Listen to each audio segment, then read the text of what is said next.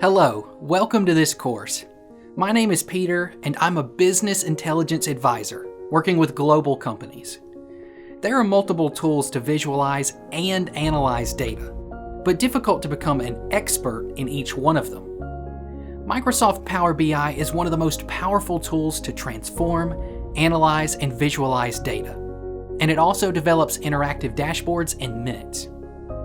In this course, we follow unique GCAO teaching pedagogy by Henry Harvin to learn data visualization and business intelligence using Power BI.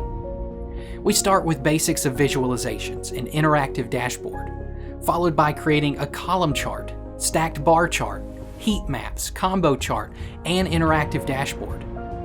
After that, we learn to get started with Power BI Desktop and create bar graph, columnar chart, date table, data models, pie charts, various types of slicers, merge and append data, and my favorite topic, create interactive dashboards in Power BI.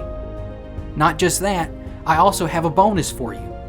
I am also teaching you how to use R in Power BI. Bingo!